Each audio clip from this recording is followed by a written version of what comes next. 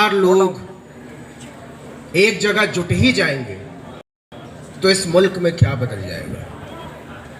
किसको डर लगता है?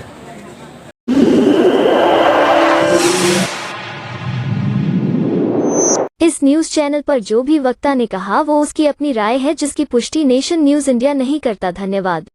किसको परेशानी होती है? लेकिन गुजरी रात जब मुझे पता चला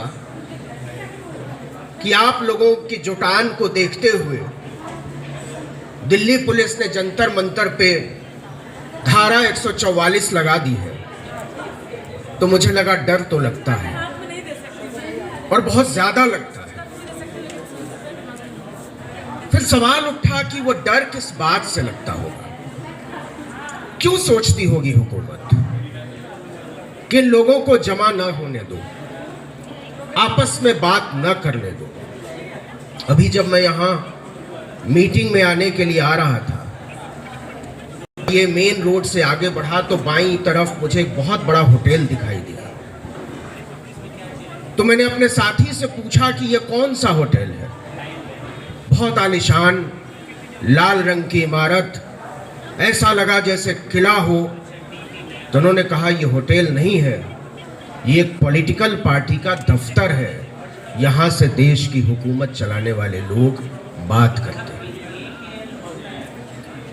आपको मालूम है पिछले 6 साल में भारतीय जनता पार्टी नाम का जो होटल है उसको 6000 करोड़ रुपए का फायदा हुआ है इलेक्टोरल बॉन्ड से। और वो 6000 करोड़ रुपए इसलिए आता है ताकि वो आप जैसे लोगों की 6000 रुपए की नौकरी छीन सके, ताकि वो देश के नौजवानों से ये हक छीन सके कि उन्हें सस्ती और अच्छी पढ़ाई मिले। वो ये हक छीन सके कि वो आपस में बैठकर बात कर सके। अभी जेएनयू के साथी कह रहे थे कि न्यू एजुकेशन पॉलिसी आई है और अब एक कानूनी व्यवस्था बनाना चाहते हैं ड्रॉप आउट के लिए। जेएनयू को एक सतत तरीके से बदनाम करने की कोशिश हो रही है, और केवल जेएनयू को बदनाम करने की कोशिश नहीं हो रही है, हर उस जगह को बदनाम करने की कोशिश हो रही है जहां सोचने वाले लोग रहते हैं, जहां विचार करने वाले लोग रहते हैं, जहां पढ़ने वाले लोग रहते हैं, जहां लिखने वाले लोग रहते हैं। तो इस देश के विश्वविद्यालयों को, इस देश के कॉलेजों को, इस देश के विचारों के अड्डों को इसलिए बंद करना है और इसलिए बदनाम करना है क्योंकि वहां सोचने समझने विचारने वाले लोग रहते हैं। और ये सोचने विचारने वाले लोग कौन हैं, वो किन तबकों से आते हैं, ये भी जरा नजर उठाकर देखने की जरूरत है। कौन पढ़ते हैं जेएनयू में, कौन लोग पढ़ते हैं अलीगढ़ मुस्लिम यूनिवर्सिटी में, कौन लोग पढ़ते हैं बनारस हिंदू यूनिवर्सिटी में, और कौन लोग पढ़ते हैं अशोका यूनिवर्सिटी में, कौन लोग पढ़ते हैं लवली प्रोफेशनल यूनिवर्सिटी में, कौन लोग पढ़ते हैं एमिटी यूनिवर्सिटी में? जिन लोगों ने इस मुल्क में शिक्षा को कारोबार बनाया है, जो लोग चाहते हैं कि इस देश के गरीब, इस देश के दलित, इस देश के पिछड़ा, इस देश का पसमानदा सिर्फ ड्राइवर पैदा हो, मेहतर पैदा हो, सड़क साफ पैदा करने वाला पैदा हो, ड्राइवर पैदा हो, वो लोग कहते हैं कि जेएनयू पर ताला लगा दो, वो लोग कहते हैं कि जामिया पर ताला लगा दो, वो लोग कहते हैं अलीगढ़ मुस्लिम यूनिवर्सिटी पर ताला लगा दो, यहां आतंकवादी पलते हैं। नहीं साहब, आप आतंकवाद के नाम पर जो झूठ फैला रहे हो, आप देशद्रोह के नाम पर जो झूठ फैला रहे हो, जो फरेब फैला रहे हो, उसका सच हम जानते हैं। आप डरते हैं और डरते हैं इस बात से कि इस देश का दलित, इस देश का पिछड़ा, इस देश का आदिवासी, इस देश का मजदूर, इस देश का पसमानदा, इस देश की औरतें जब पढ़ लिख जाएंगी तो आपके बराबरी की कुर्सी पर बैठकर आपसे बराबरी की बात करने लगेंगी। और आप हरगिज नहीं चाहते हैं कि इस देश में बराबरी हो। आप असमानता की एक व्यवस्था को बनाए रखना चाहते हो, आप गुलामी की व्यवस्था को बनाए रखना चाहते हो। आप बनाए रखना चाहते हो एक भ्रष्ट शासन तंत्र को, जिसके शीश पर बैठकर आप हमारी तरह के लोगों पर राज कर सके और हमारी तरह के लोगों को सोच से गुलाम बना सके। विश्वविद्यालयों पर ताला इसलिए नहीं लगाना है कि वहां देशद्रोही रहने लगे हैं। विश्वविद्यालयों पर ताला इसलिए भी नहीं लगाना है कि हमारे पढ़ लिख जाने से उनको व्यवस्था में, उनकी सोच समझ में कोई ऐसी उथल पुथल हो जाएगी जिससे उनको दिक्कत हो जाएगी। वो इसलिए विश्वविद्यालयों पर ताला लगाना चाहते हैं कि हम में गुलामी की व्यवस्था से बाहर निकल आएंगे। और आप चाहते हो कि आपकी ये व्यवस्था बनी रहे। और उनकी व्यवस्था क्या है? सोचा है आपने? देखा है आपने? समझा है आपने? उनकी व्यवस्था ये कहती है कि इस देश में डाइवर्सिटी नहीं रहनी चाहिए, इस देश में विविधता नहीं रहनी चाहिए, इस देश में अलग अलग तरह के सोच और विचार के लोग नहीं रहना चाहते हैं। वो लोग कहते हैं कि इस देश में एक ही विचार, एक ही गाना, एक ही तरह का खान पान, एक ही तरह का रहन सहन, एक ही तरह की बोली भाषा विचार और एक ही नेता।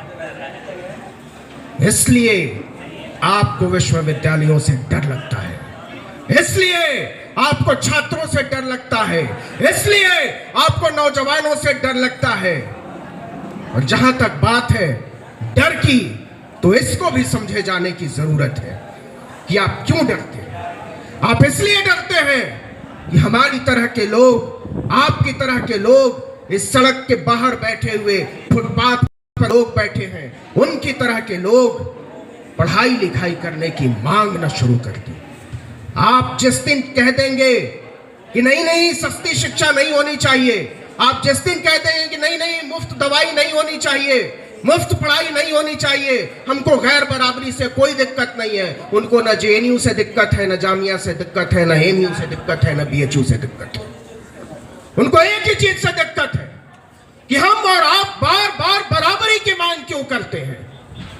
आप चाय वाला बोलकर कि हर नौजवान को फुटपाथ पर बैठा देना चाहते हैं, लेकिन यह बात साफ होनी चाहिए और बहुत तरीके से साफ होनी चाहिए कि हमारी और आपकी तरह के लोग जब सस्ती पढ़ाई की बात करते हैं, जब मुफ्त दवाई की बात करते हैं, जब इस देश के एकेडमिक इंस्टीट्यूशंस की बात करते हैं, तो वो कौन लोग हैं जो हमसे और आपसे गद्दारी करते हैं। इस बात को भी रेखांकित किए जाने की जरूरत है, इस बात को भी समझे जाने की जरूरत है।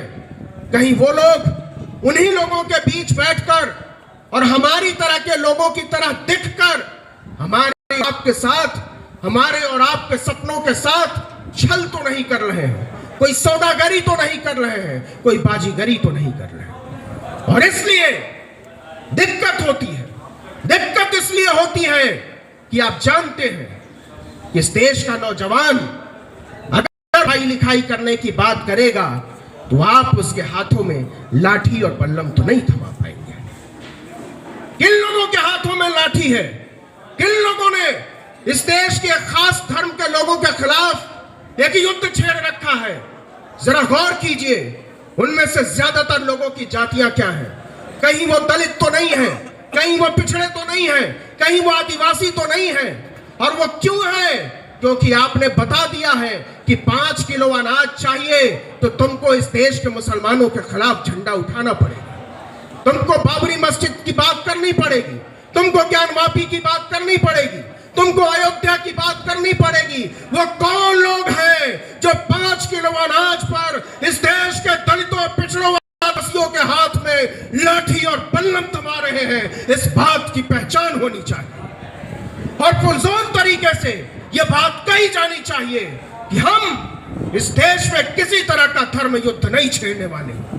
इस देश की जमहूरियत, इस देश का लोकतंत्र, इस पर मुझे पक्का यकीन है, मुझे पक्का यकीन है। इस देश की लोकतांत्रिक व्यवस्था पर, इस मुल्क के संविधान पर मैं ये मानने को राजी नहीं हूं और मेरी तरह का कोई भी आदमी ये मानने को राजी नहीं होगा कि इस देश के लोग इस देश की 25 करोड़ आबादी के खिलाफ युद्ध लड़ना चाहते हैं, तो मिटा देना चाहते हैं, उनके धर्म स्थलों को नेस्तनाबूद कर देना चाहते हैं। लेकिन हमको ऐसा पढ़ाया जा रहा है, हमको ऐसा बनाया जा रहा है। इस देश का सबसे बड़ा नेता, पूरी ढिठाई से कहता है कि हम मंदिरों की बात करते हैं। आपने देखा होगा, कुछ दिन पुरानी बात है, ज्यादा दिन नहीं, 1-2 दिन पुरानी, उस आदमी को आपने समंदर में पालथी लगाकर नाटक करते देखा होगा पूजा का। कौन लोग हैं जिन्होंने हमारी पूजा को, हमारी प्रार्थना को, हमारी उपासना पद्धतियों को एक मजाक में तब्दील कर दिया, एक ढोंग में तब्दील कर दिया, एक फरेब में तब्दील कर दिया और हमको और आपको सड़क पर लाकर छोड़ दिया ताकि हम पढ़ाई लिखाई, रोटी रोजगार और स्वास्थ्य चिकित्सा की बात न कर सकें। हमारे लिए ये बात समझनी बहुत जरूरी है कि हम बार बार क्यों विश्वविद्यालयों को बचाने की बात कर रहे हैं, हम बार बार क्यों प्राइवेट एजुकेशन के खिलाफ बात कर रहे हैं, हम बार बार क्यों प्राइवेट हेल्थ सिस्टम के खिलाफ बात कर रहे हैं। हम ये बात इसलिए कर रहे हैं कि इस देश के ज्यादातर लोग इस देश की अभी की चिकित्सा पद्धति को, एजुकेशन सिस्टम को अफोर्ड नहीं कर सकते। भाई सुन लो, जो लोग पीपीपी नाम का मॉडल चला रहे हैं उनकी तरफ नजरें उठाकर देखिए, जो सड़कों को बेच रहे हैं टोल टैक्स के नाम पर,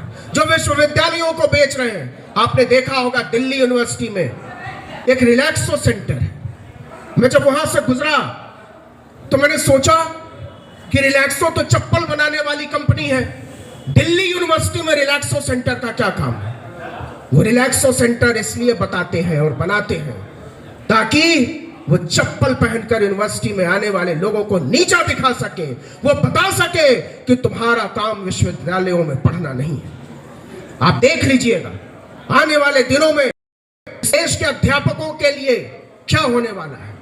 आप किस तरीके से इस देश के कॉलेजों को, विश्वविद्यालयों को आरएसएस के एक्सटेंशन काउंटर में तब्दील कर रहे हो और यह खतरनाक स्थिति है। आपको समझना पड़ेगा। मैं आपसे गुजारिश करना चाहता हूं कि आप अपने शिक्षकों के साथ खड़े होइए, आप अपने अध्यापकों के साथ खड़े होइए उन वकीलों के साथ जो लोग लड़ाई लड़ रहे हैं ईवीएम के खिलाफ। ये सारी लड़ाइयां एक दूसरे से मिली जुली हैं, ये सारी लड़ाइयां एक दूसरे से जुड़ी हुई हैं और ये सारी लड़ाइयां एक दूसरे से जुड़ी हुई हैं। इसलिए जरूरी है कि हर तबके के लोग एक साथ आए, वकील साथ आए, अध्यापक साथ आए, छात्र साथ आए, मजदूर साथ आए, नौजवान साथ आए, किसान साथ आए, महिलाएं साथ आए और तब जाकर इस मुल्क में बदलाव की एक मुकम्मल लड़ाई लड़ी जा सकती है। और आखिर में मैं केवल इतना कहना चाहता हूं कि कोई तो सूद चुकाए, कोई तो सूद चुकाए, कोई तो जिम्मा ले उस इनकलाब का जो आज तक उधार सा है। गुजरी हुई रात मैं जिस प्लेटफॉर्म को चलाता हूं, आर्टिकल 19 इंडिया, उसके फेसबुक पेज को बंद कर दिया गया। तो क्या लगता है जो लोग फेसबुक चलाते हैं और जिनके कहने पर हमारी तरह के लोगों को बैन किया जा रहा है, आपके बैन कर देने से हम बोलना बंद कर देंगे, आपके बैन कर देने से हम चीखना बंद कर देंगे, आपके बैन कर देने से हम आवाज उठाना बंद कर देंगे। आप गलत सोचते हैं। अगर आप हमें टीवी पर नहीं बोलने दोगे, हम फेसबुक पर बोलते थे, आप हमें फेसबुक पर नहीं बोलने दोगे, हम यूट्यूब पर बोलेंगे, आप हमें यूट्यूब पर नहीं बोलने दोगे, हम सड़कों पर बोलेंगे, आप हमारी चीख काट लो, हम तब भी चीखेंगे। आपको हमारी आवाज सुननी पड़ेगी और तब तक सुननी पड़ेगी जब तक आप अपनी व्यवस्था को बदलने पर मजबूर नहीं हो जाते। इनकलाब जिंदाबाद, लोकतंत्र जिंदाबाद।